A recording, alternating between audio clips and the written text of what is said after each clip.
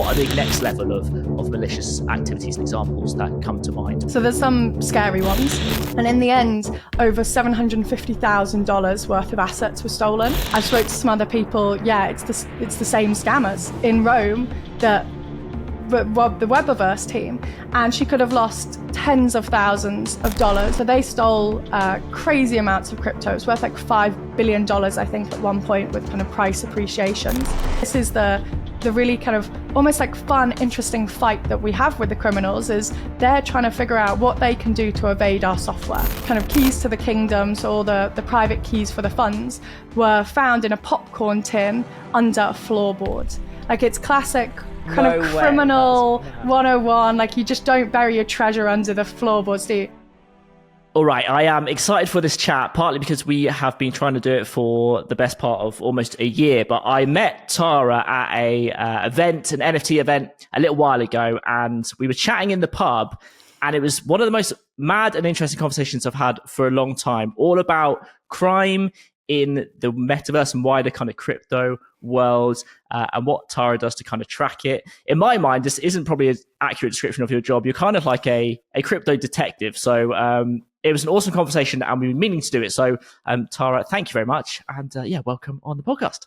Thanks for having me. I'm very excited to chat all things metaverse crime. Yeah, absolutely. It's going to be fun. Okay, should we start by, maybe we could just tell people about your role and what you do at Elliptic, which is the company you've been working at, what they do. Just give it all a bit of context before we kind of dive into the mad stories. Yeah, definitely. So I'm head of technical crypto advisory at Elliptic.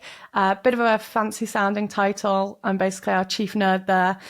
Been in this space now about 8 years. So in crypto sense, that's a long time, a lot of different markets, a lot of different crimes. And Elliptic is very much at the forefront of the anti-crime kind of space in crypto. So we basically detect and try and prevent crypto crime, working with exchanges, merchant service payment providers, crypto businesses, even TradFis. They basically use our software to be able to say who is involved in this transaction. So if you are, let's say, sending some money from Coinbase, an exchange, and you think you're sending it to a really exciting new project, but actually we've done a load of research and we know they're a scammer, then we can alert Coinbase, and then they can say, hang on, I don't think you want to make that payment. You're about to get scammed. So kind of like the kind of crypto on-chain detectives, police, trying to make sure that it's a bit of a safer space. And if you're a bad actor, you can't use crypto for all sorts of illicit purposes. Yeah, so interesting. That is an important service for sure. So yeah, where should we start? Where do you think it's good to kind of give people a framework of what's going on? And you talked about lots of cool stuff that you do there. What are some examples of some of the things that you've kind of found in the first instance and then gone, actually, do you know what, we need to flag this and stop people kind of getting hurt or going down the wrong path? Yeah, so there's no shortage of examples, that's for sure. We write an enormous amount of content on all of the various different like crime typologies that we see. And in the metaverse space specifically, you've got everything from your kind of bog standard, slightly basic crimes to some of the more exotic ones where criminals are thinking much more creatively. So if you take, for instance, Decentralised or Sandbox, two of the most well-known virtual worlds, you are going to come across really vanilla crimes like domain squatting. So a little while ago, Google actually banned ads for Decentraland, like paid ads, because there was a huge problem with people buying like decentraland.net and Decentraland with 2Ds, say, .com, all with the idea that if they're the classic. kind of, it's absolutely classic scam, exactly. So really, like, it's not, your criminals aren't thinking outside the box here. They're just trying to get you to click on that sponsored link at the top, thinking that you're going in. Now, of course, that's super dangerous because when you go into a virtual world, in most cases, they say, connect your MetaMask and come in and have a persistent ID. Well, if you tried to connect your MetaMask, what they would be doing is they would ping up your like a little MetaMask box that says, site, so like approval transaction. You think, maybe I'm just logging in. No, they're going to absolutely wipe your wallet and clear of all of your assets, fungibles, non-fungibles, everything. So that's like one example where criminals are kind of looking at the Web 2 space and crimes there, and then just porting it across to try and essentially like trip up users who are maybe new to it, kind of still finding their feet in the metaverse. Yeah, that's interesting. And that's important, isn't it? Because that is, although it sounds simple, it will catch people out. And I've seen it with sponsored links as well, where I've got close to like, especially because they're sponsored, you kind of inherently trust them, and which isn't good. When you do go on a fake website and that MetaMask box pops up, very like briefly, how are they draining your wallet? You're basically giving over approvals. You're signing something that says, yeah, you know, you have access to everything, and then they can pull it from your wallet. Is that what's happening in that most simple case? Exactly. So there's a couple of different ways that they try and exploit this, but one of the simplest ones is just by using a function. So they're kind of will pop up with a message, and there'll be a long string of like numbers and letters. You kind of look at it and you're like, oh, I don't know what that's doing, but it's probably fine. Spoiler, it's probably not. So there's like a function called set approval for all, which allows, if you kind of grant that permission to someone else, you're basically saying, have full control, do whatever you want with my account. So it's kind of an account takeover is the best way to think about it. And it just allows the hackers to do whatever they want with all of your assets. So that's like a sneaky way that they'll try and get in, based on the fact that most people, when they see MetaMask pop up, like you don't read through all the metadata. You probably don't understand what most of the metadata is doing. So by them trying to kind of lull you into a false sense of security that you're on the official like page for Decentraland, you kind of think, oh, well, I'm sure it's fine. That's just like a MetaMask message. Got you. Okay, that's well explained, yeah, and that's good to be aware of, and probably good practice. Something that I do is have like a wallet where you don't keep much in if you're going to something new that you're not sure about, and then worst case scenario, if they did have access to that, well, they don't pull or anything valuable really from it. So is that kind of what you'd maybe say to people? Yeah, definitely. And always, double check the domains as well. Like this is one that, and I suppose this is topical with the Azuki drama recently. So a couple of months back, they had an account takeover on Twitter.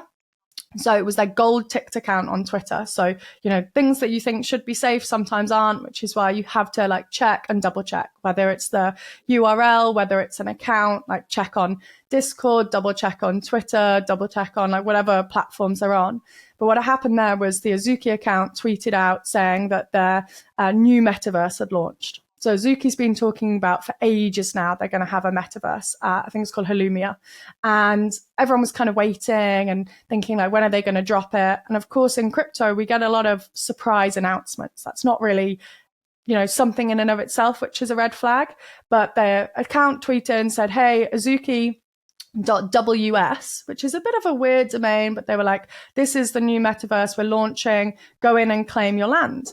And the website was super profesh. Like it looked genuinely like Azuki. And you went on there and then it said, claim your free land, click here, up pops, your MetaMask box. And again, it's one of these dangerous functions. And so all of these really excited people were thinking like, oh my gosh, I've got the first announcement of it. I'm going to mint this land. How exciting.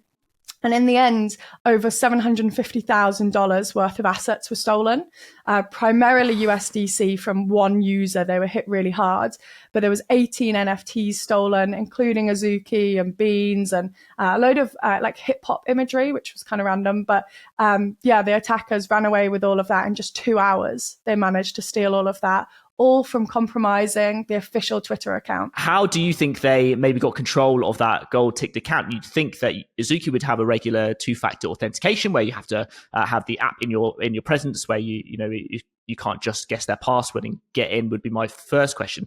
And then the second one is when someone has created that fake website, they've set up the MetaMask malicious kind of function and they've done the attack. How do do they generally get away with it still, or that's probably a whole nother world we'll go into, but how do you start the process of maybe catching them? Do they get prosecuted and all of those things? So maybe start with Twitter and then move on to that. So one of the challenges for projects is that they're often run by numerous people. So you need to be able to easily share credentials. You've maybe got like a small team or even a big team running the social media. So having two-factor authentication, sometimes people think, oh, it's a bit of a pain. We want to just make it simple. So whilst absolutely you should have 2FA, a lot of projects just don't, and they leave themselves open. There's also a lot, and I do a lot of monitoring of what's happening on the dark web in terms of like services for sale. There's a lot of tech and services available for compromising discords, for instance. That's like a big thing at the moment. Just a lot of social engineering. So there'll be, you'll get an email in your inbox saying, oh, you have, and I get these all the time, you've got like 2,000 ether that is unclaimed on this account. Click here to access it. And you're like, no, I'm not clicking there. That's definitely fake. But there's a lot of really clever phishing that they set up to try and compromise these accounts, as well as technology to try and kind of get in front essentially of 2FA. So if you do 2FA via an SMS, for instance, there's something called SIM swapping, where you can essentially basically ring up the carrier, pretend that you need to swap the SIM if your phone was stolen or something like that. And sadly, it works quite well that you're able to dupe them.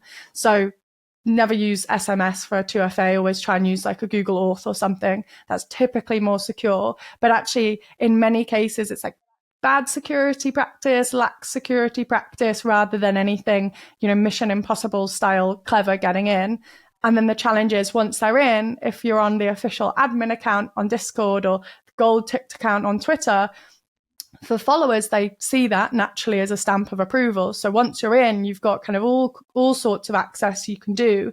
And we saw that back in, I think it was the kind of great Twitter hack of August 2020, when you had everyone from like Kim Kardashian, Barack Obama, Bill Gates, all of their, at the time when it was a blue tweet, they were taken over.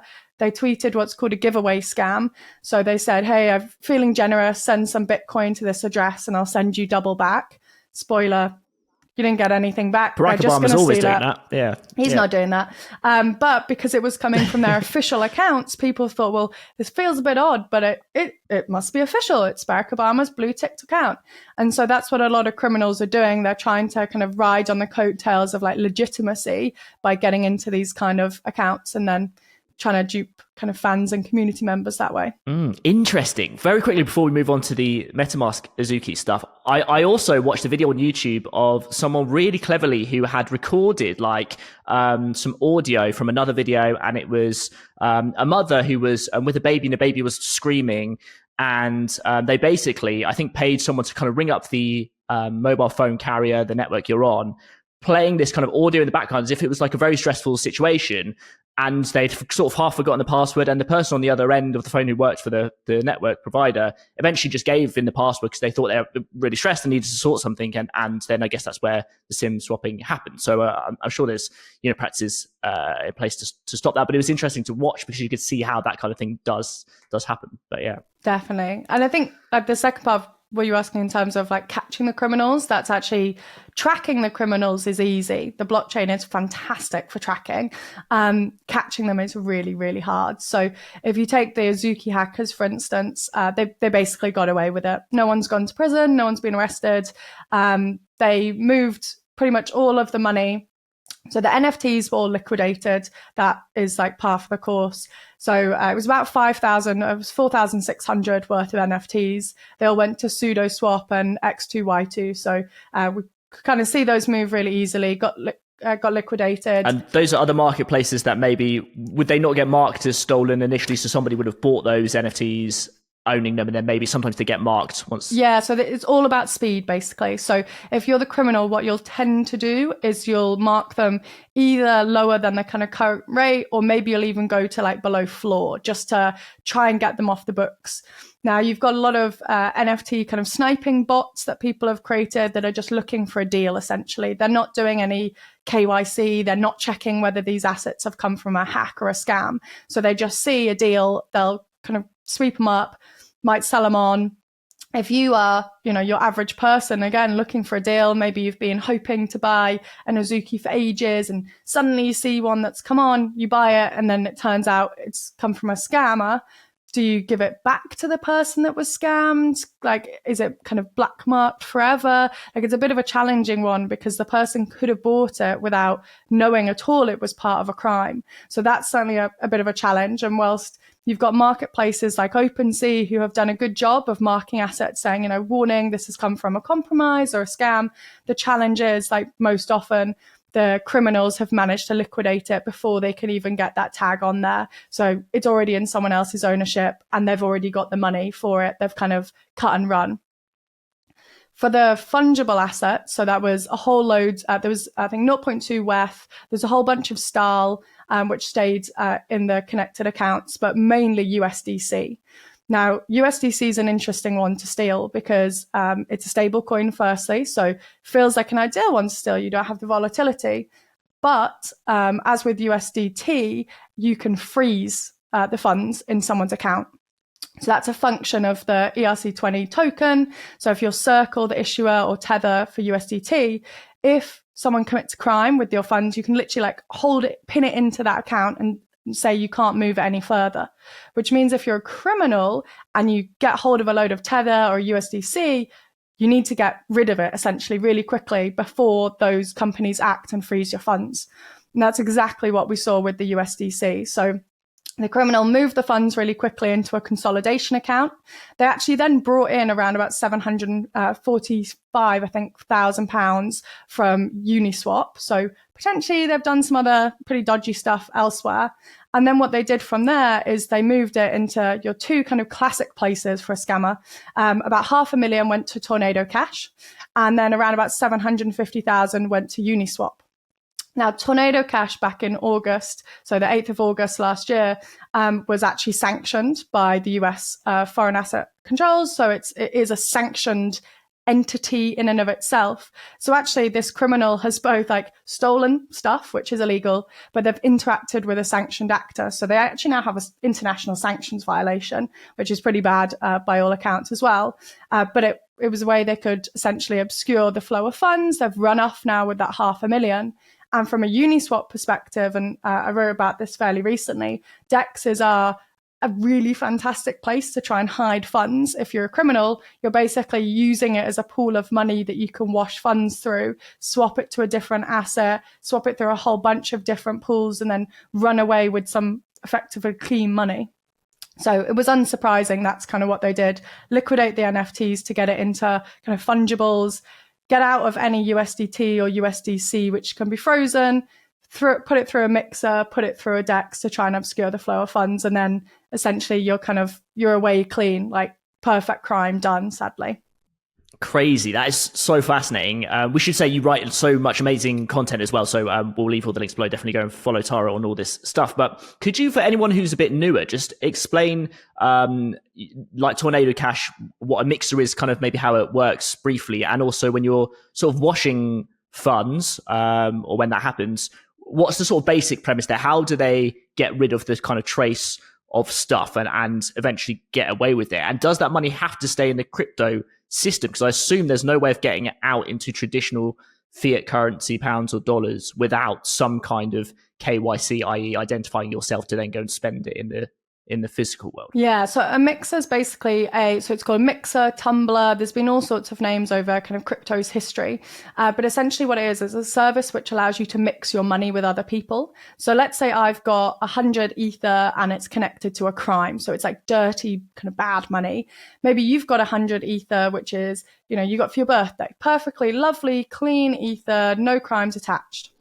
Now, obviously, my Ether has this illicit trail. If I go to someone and say, I want to deposit this into your exchange or buy something with this, then they can see it's bad money. They don't want to touch it. So what a mixer allows you to do is we all pool our money together, and then it kind of mixes it up. And then I can take out 100 Ether, you can take out 100 Ether, but it comes out of this collective pot. So there's no longer clean and dirty money. You kind of have this like tainted pot, but when I take my money out, you don't know whose money I'm taking out. There's no connection to my 100 that I initially put in and now the 100 I'm taking out.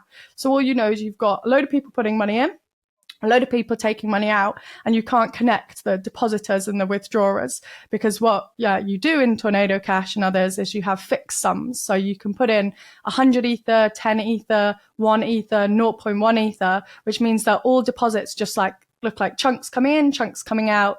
It's not like I'm putting in 7 and taking out 7, and you can say, oh, well, no one else has put in 7 and taken out 7, so they must be the same person. Instead, there's like 1,000 people that have all put in 1 Ether, 1,000 people that have taken them out, and you're like, well, is that the same person as that? I can't tell. And so that's what it creates, is this obscurity between depositors and withdrawers by mixing the money, and so you can't tell who's put it in, who's taken it out. Now, the obvious question a lot of people ask at this point is like, well, if you had clean money, why would you put it in? And it's a really good question. If you look at Tornado Cash, it processed around about 7.6 billion US dollars worth of funds, and at least 1.5 billion of that was connected to the Lazarus Group, which is North Korea's hacking group. So pretty dirty pot of connections, going towards all sorts of awful things in North Korea. And so many people said, well, why would anyone use Tornado Cash if it's got dirty money in that's being linked to, really bad activity? And the challenge is that there's also many legitimate uses for mixers because privacy is normal. Financial privacy is totally okay. You had people like Vitalik Buterin, so Ethereum co-founder. He said, listen, I've used Tornado Cash because he was donating to pro-Ukraine groups. He's obviously got Russian heritage. He wanted to kind of keep that a little bit on the DL, so he wanted to use a mixer. You've got some people like celebrities who will use mixers because they don't want fans or the wider community seeing what like NFTs they're going to be buying with money. They don't want anyone to be influenced by what they're doing in case they make a bad trade, or they just don't want people seeing what they're doing. If you're paid crypto as a salary, maybe you want to use a mixer so all the employees can't see exactly who's being paid what or who's spending what. So there's all sorts of legitimate uses for a mixer. The challenge is there's also loads of really bad, dodgy uses for a mixer. And so you get this kind of clean and dirty money all intermingled, and then you can't tell who's putting it in, who's taking out. And that's what criminals exploit, the fact that they can use those mixers to hide their illicit activity. It's so interesting, isn't it? Yeah, that's so well explained. Because those are the questions that I had, and I know a lot of other people will have as well. So yeah, it's fascinating to learn both the good and bad use cases, and all of this is happening in real time. We'll talk maybe later about the kind of percentage of crypto that is used for illicit activities, because when we talk about crime, it sounds like it all is, but actually it's a small percentage, as we'll talk about. Before we get there, the other question that I was talking about, was so that hacker with the Azuki hack that we've talked about has done that, then gone through the mixer and now has these sort of clean funds in inverted commas. What happens next, and can they ever get that out into physical money again, or what's kind of the final portion of their sort of journey? And essentially they've got away with it sounds like. Yeah, so the kind of main thing you're trying to do if you're a criminal is eventually get to what we call fiat currency, so dollars, pounds, because that's really what you need in the real world. It's like if you are, let's think of something awful, you're like a weapons trader, you're probably not going to be able to go up and be like, hey, I've got some USDC, will you accept this for a missile? Like the world runs in illicit activity still on cash and dollars, essentially. So if you're a criminal, you've got away with all this USDC, or you've traded it then for some ether, you've washed it through Tornado Cash, and then you're kind of sat there like, right, how do I get this into dollars? Now, you've got a couple of options, but the one you're probably going to try and use straight away is an exchange. And there's a lot of exchanges out there that have fantastic know your customer, so KYC policies. They're using crypto compliance tools like Elliptic, for instance, and you can't use them because the moment you try and deposit funds in, for instance, our software pings up and says that's coming from Tornado Cash. Just be careful. So those kind of exchanges will just say, listen, absolutely no, we're not dealing with you. However, there's a lot of exchanges out there who either have slightly relaxed policies when it comes to doing crypto compliance, and there's actually some exchanges out there who were set up entirely to fund criminal enterprises. Now that seems pretty crazy, but BTC, for instance, a very famous exchange which was based in Russia, was fully set up to launder the proceeds from a really big hack that happened back in 2013, 2014, the Silk Road hack. Someone literally created an exchange, connected it to, in that case, the Russian banking system to launder money through it. And there's other examples as well where you can see the proportion of funds coming into the exchanges are incredibly high from an illicit perspective. Dark market funds coming in, sanctions related funds, child sexual abuse related funds coming in, like the worst of the worst things. And the exchange is allowing it because that's what it was set up to do, is process that dirty money. You can do that taking a pretty big cut because those kind of criminal actors are willing to pay to get their money into the banking system. So that is the challenge, that you can get it out to fiat because there's exchanges that don't keep their kind of financial crime policies as good as they should. And so the criminals find those little holes, and then whole categories of exchanges that are literally set up to process that kind of illicit activity. That's wild, isn't it? I didn't know that was happening, and they're happening in other regions across the world where maybe the laws are different, and maybe that's harder to stop as well. There's also the decentralized side of stuff, the dexes or decentralized exchanges. So for anyone new, ones that aren't run by companies necessarily, they're set up by people, but I don't have a CEO of the company. Do they play a role in this as well, because they're kind of harder to take down and stuff? And again, so many good use cases, and privacy is important on both sides, as you talked about. But just for this thread at the moment, are they part of some of this as well? Yeah, so often what criminals are going to do is they're trying to create a really complex web of transactions. So what they'll do is they'll move it through a number of dexes, so decentralized exchanges where you can swap one asset for another.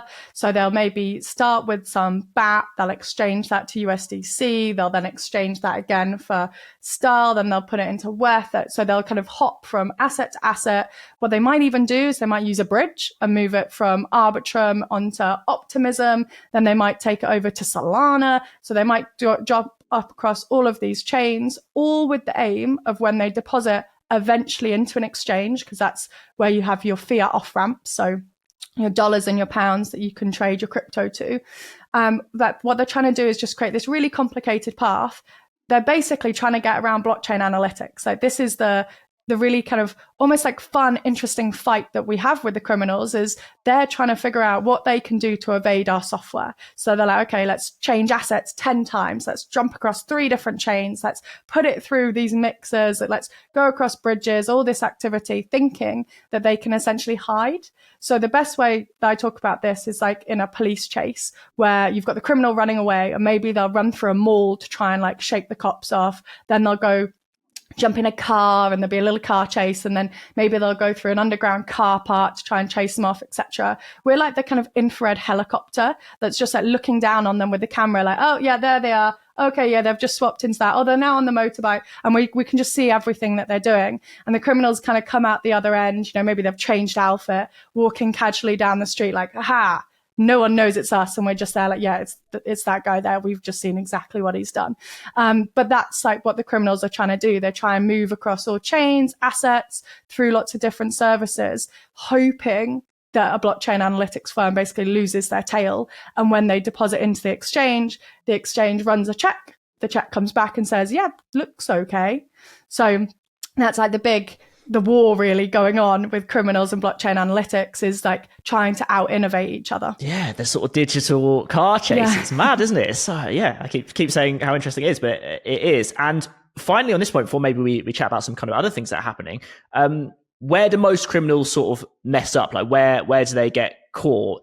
And that obviously that happens. You spot them and stuff. They just is there like a common kind of reason why usually they end up getting caught? So it's a great question. There's a couple of reasons. So one, a lot of criminals think if you just move funds from lots of different accounts, so we call it hopping basically, then you lose track. So they'll be like, oh, you start with say $1 million, you move it to the next account, and then you have pretty much $1 million minus fees, and then you move it to the next one, $1 million minus fees. And eventually after like 100 hops, they're like, well, there's no way they can possibly trace that far back. It's like super easy for our software to do. So that's a mistake they make. They think like if they just do loads of hops, like suddenly they're invisible. So that's a very easy way that they mess up. Another one I think that they mess up by is just trying to do things too quickly. So we've talked today already about, time is of the essence with a lot of these crimes. And often they will send funds to an account which is linked with a previous crime that they've done, for instance. So that then kind of makes the link even stronger when they try and move it on. We're like, well, like that's connected now in several nexuses to the criminal, or they'll try and move to an exchange straight away, thinking, oh, well, there's no way they can possibly catch us this quickly. All of our systems are real time. So the moment we spot a scam, we can label it. So they think, oh, well, just get to an exchange straight away. Well, you're going to be blocked. So a lot of the mistakes that they make are, for us anyway, nicely like simple ones, where like I think that's one of the challenges of being a criminal. Actually, it's quite hard to be a really good criminal.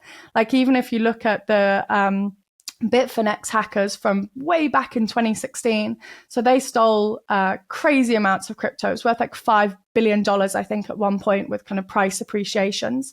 And they just their tactic was, we're going to essentially leave the money sat there and hope everyone forgets. Put your head in the sand tactic. Yeah, we're watching this. Like we're watching those accounts like a hawk. We've got automated monitoring, so the moment those funds move, we're watching where they're going. And so these criminals kind of sat there dormant for ages, years and years and years. And then they started moving funds, and they started moving them basically thinking, aha, no one will be watching us. We can kind of move those. And they got caught. 2 people got arrested, and essentially the kind of keys to the kingdom, so all the private keys for the funds, were found in a popcorn tin under a floorboard. Like, it's classic kind of criminal 101. Like, you just don't bury your treasure under the floorboards, do you? And so that's like how they were caught. They thought no one was watching because there'd been so many years. But this is like, it's all on a blockchain. It's immutably there forever. We can see whenever you move that, whether it's 10 minutes later, whether it's 10 days, or whether it's 10 years later, we can watch that. And then eventually they were caught because they made a classic silly mistake of keeping their funds under the floorboard. That is so wild. That's sort of hilarious in many ways, and less so because it's so much money and obviously malicious stuff. But this is probably a good time to actually talk about if you have any context of malicious activity in the blockchain world, which, as we've talked about, is by definition or by design is generally very traceable, but with some kind of nuances, versus the more traditional world. Because we see stories about banks that are getting fined, loads of money for laundering money or being part of like a thing that they haven't acted on quick enough. And also, with cash in the physical world has no traceable qualities, in the sense of, you give somebody £100 in cash and nobody's looking, well, then there's absolutely no way to trace that. So do you have any context of this versus the sort of traditional world? I think so. That's the real challenge really with crypto, is there's a lot of stories about crime happening, whether it's scams, it's a rug pull, it's a investment scam, pick your poison. There's so many crimes happening in crypto from a typology perspective, and they hit the headlines. But there's also a lot of crimes in traditional finance that don't hit the headlines because they happen all the time. There's, billions of bank fines that have been levied for all sorts of activity. And the challenge is that it's really easy to report in crypto when something goes wrong because it's all on chain. So we basically have really good stats in crypto. And that's what penalizes us, because TradFi doesn't have those stats. We don't have a running total on several websites about how many financial crimes happen in the UK, for instance, or in US dollars across the globe. But we do have actual stats about DeFi exploits to the Satoshi or to the Gwei. And I think that's kind of really challenging from a perception perspective, because it means people say, well, crypto is so much worse than TradFi. Look at how many $1 billion has been stolen already this year. And you're like, well, actually, it's probably more in traditional finance. We just don't have the stats. And it's the same kind of thing, actually, when you look at the treatment and the kind of talking around the environmental impact of crypto as well. We know how much energy crypto uses. Like we can put real metrics on it. We don't know what's used from an environmental perspective in the whole finance industry, for instance. So that's a really easy way to criticize crypto, because you say, well, look at that number. And we can't say, well, look at your number, because they kind of don't have one. So there is absolutely crime happening in crypto. There's far too much crime happening in crypto. But because we know the actual amount, it makes us kind of look worse than other industries where you can't put an exact amount on it. Yeah, interesting. Yeah, that's very true of the environmental side of stuff as well, and how quickly it's actually progressed for good in terms of how new the industry is as well. Like, all of this is a pretty new thing. So that's cool. Okay, that's such an amazing sort of intro and setup of what's going on. Are there other examples of things that maybe are getting more futuristic, or as the technology moves quickly and as AI is in conversation and stuff like that? What are the kind of next level of malicious activities and examples that come to mind when you think about the future? So there's some scary ones. So there's some that are really futuristic, and there's some that are kind of starting to happen now. So on the kind of ones that are starting to happen, one thing which you get in like virtual worlds is gated access. So you can have a token or a password that allows you into a particular building. And that's fantastic for like VIP spaces. So in Binance's HQ, for instance, in Decentralised, there's a whole area you can only get to if you have a Binance wearable. They use it very much as like a kind of customer lounge.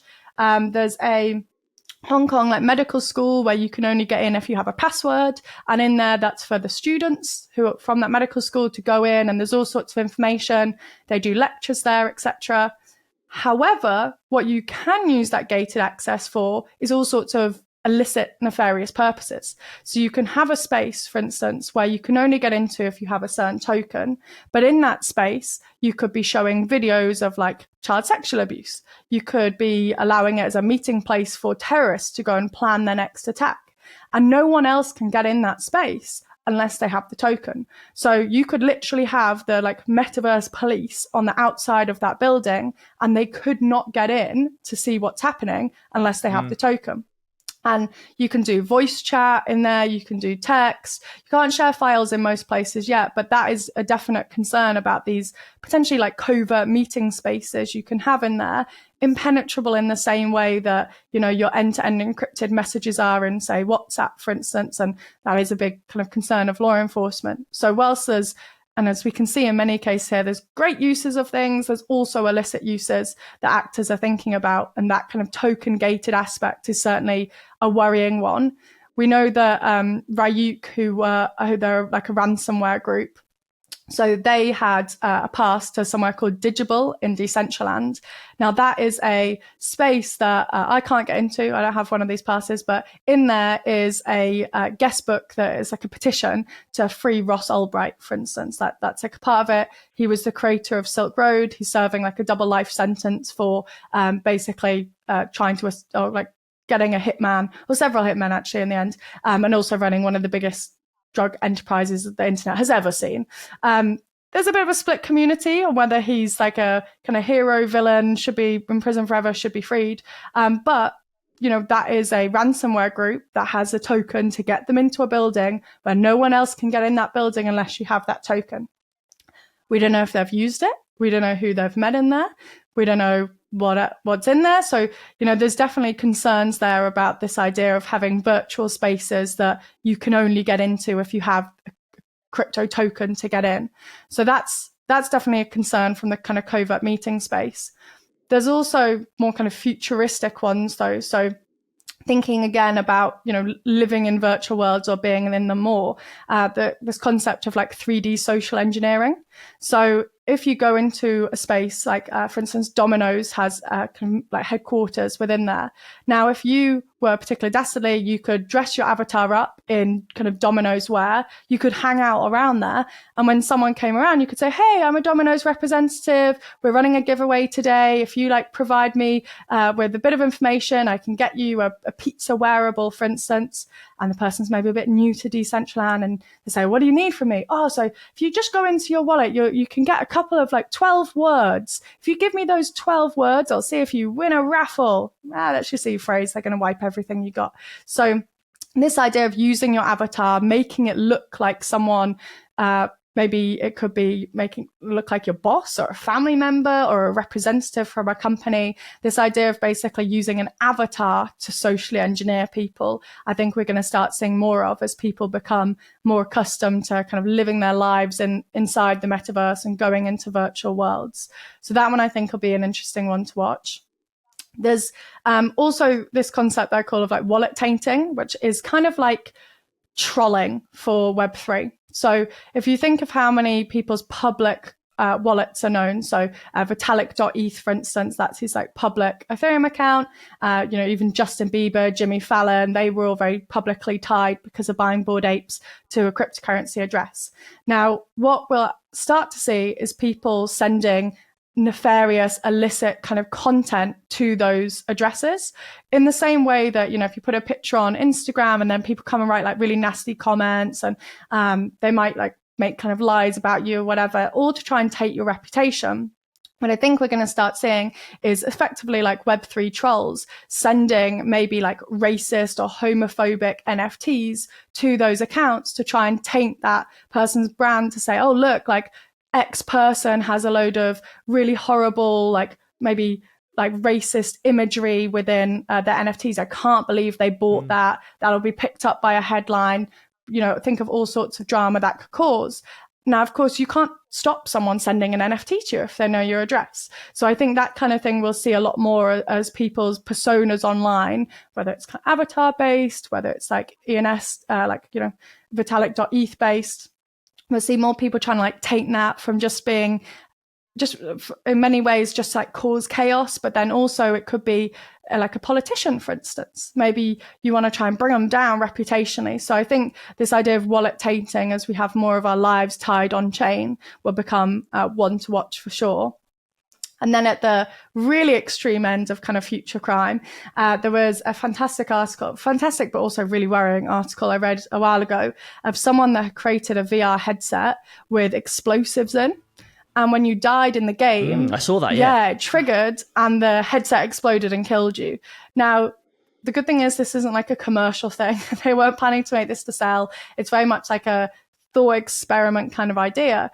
But it really does, pull up at the forefront some of the dangers in the tech we're going to be using, whether it's, your VR headset getting hacked and the hackers getting all the data about you, about, little things like the distance between your eyeballs, how you move, your height, like all of this kind of data you can get from a VR headset. That data is going to be valuable. It could be that they come in and maybe, your kid's using your VR headset and they're watching a film and someone hacks it and puts in really horrible imagery. Like we saw a lot of really nasty people did by like infusing horrible imagery within like Peppa Pig YouTube videos. Like all of these kind of dangers of us using hardware much more and the potential effects of it, the potential vectors that criminals will try and think of like hacking in, that's definitely going to be a risk. Even thinking about things like the QR codes that we're all really used to scanning now for like menus and stuff from the pandemic. Well, I'm always really conscious about scanning them because if I was a criminal, I'd go and put a load of QR codes around in places that look legit. And then in them, I put a load of malicious code. Like, what an easy way to try and like get into someone's account. So I think that from like an augmented reality kind of hack perspective, because we'll start using augmented reality more, that means criminals will start to think about how they can use it more. So whilst, all of this may come across really negative, I'm really bullish about the metaverse at large. But when I am spending a lot of time in there because of my kind of background in fighting crypto crime, I'm also sat there thinking, gosh, if I was a criminal, there's 101 ways that I would use this for nefarious purposes. Amazingly, we've done over 40 minutes already. That's gone lightning fast, which is always a good sign.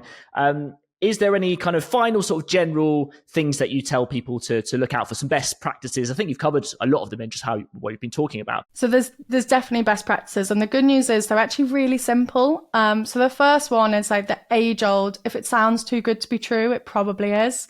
So crypto obviously is a place where you can flip a frog JPEG and become a millionaire, right? Like these stories can be true.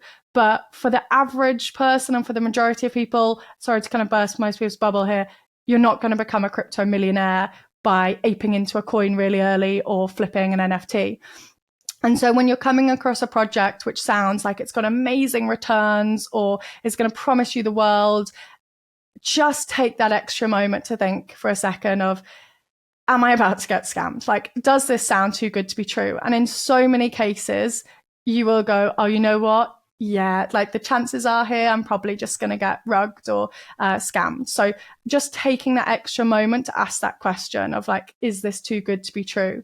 Because that is like the number one way that scammers will try and get you with an amazing deal. They'll try and create a lot of urgency as well. So, we saw that with the Azuki one. It was like a surprise announcement, get in first and mint your land. And all the scams that I look at, like it's a really common thread across them. They try and have this FOMO induced kind of almost like panic of like, quick, get in there and make your money. So just like take that extra time, ask yourself that question. The other thing to do, and it's really important, is verifying. So we have this term in crypto of don't trust, verify. And a lot of people, a lot of time are like, well, yeah, how do I verify? Like that statement is a bit pointless without extra info. So again, if we think of the Azuki attack, it was on a gold ticked account. So you should be thinking, oh, great, verified. double verify. So if something comes out on the project Discord, go and make sure that it's also being talked about on Twitter. If it's coming out as a surprise announcement, especially, just double check stuff across multiple platforms for the project. If it comes out and there's like a new website has been spun up for a project, I'm always going on at least another source before I click on that to be like, is that the legit one? Because it's so easy for criminals to do. So make sure you're kind of double verifying stuff. You're taking that time to think, is this too good to be true? Because potentially, quite probably it is. And if in doubt, the best thing to do, and I actually had this today with someone, go and ask someone in the space. So I am always happy for someone to reach out and be like, is this a scam? And I've actually had this just this morning. Someone reached out on LinkedIn and said, I saw a podcast you did about staying safe in the crypto community. I've come across this website. Sounds really good. I can make a load of money, blah, blah, blah. And then gave me a little breakdown. I am probably 99% confident just reading that description it's a scam. But I'm going to look into it for them, I'll confirm, and hopefully we'll save them a load of money. And I think not enough people do that check. And actually, even another recent example, just last week, one of my good friends from the crypto industry rang me up. I was actually on holiday at the bottom of a mountain in Chamonix. She rang me up and said, oh my God, I've got some investment for my company. It's amazing. I'm in Rome and they're like going to invest like a shed ton of money. I'm so excited. They've just asked me to move some funds into an account and just like verify it for them. And immediately I was like, red alarm bell ringing, because a couple of months back, the Metaverse team met an investor in Rome. They asked them to transfer some funds to an account just for proof of funds. And they'd set up the account themselves. So it wasn't like the investment company had done it. And $4 million disappeared. And as soon as this friend rang me, I was like, listen, I'm getting alarm bells here. So I said, send me more details. Look to the website, super shady. They're like a property firm getting into crypto. So that feels a bit weird. What if they asked you to send it to? Got loads of information. I was like, listen, this is 100% a scam. Do not send this money. Heard back a couple of hours later and she was like, I've spoke to some other people. Yeah, it's the same scammers in Rome that robbed the Metaverse team, and she could have lost tens of thousands of dollars, just everything she had in crypto to move and verify it. And luckily she rang me to check. And like, that is always the best thing to do. Like, there's a lot of us that work in crypto crime, and we work in crypto crime because we love trying to save people from crypto scams. So always take that moment to just really think, could this be a scam? Verify and verify again. And then if in doubt, and if it's any significant amount of money, reach out to someone in the crime space so that we can do a bit of extra due diligence and just make sure. Yeah, that is well said for sure. And I'm glad that she didn't send the money. That's important. But yeah, I've said fascinating about 100 times on this episode, but thank you so much, because that has been amazing and so interesting. I know people are going to really, love listening to that. Definitely shout out where people can follow you to keep up to date with everything, because it moves so fast. You write amazing content as well. I read a really good article you posted about the Bitcoin Lightning Network, which helped me understand it loads. So where can people go to follow you and keep up to date with what you're doing? So LinkedIn is definitely the best place. So on Mondays, I write about kind of technical things in crypto explained for the non-technical person.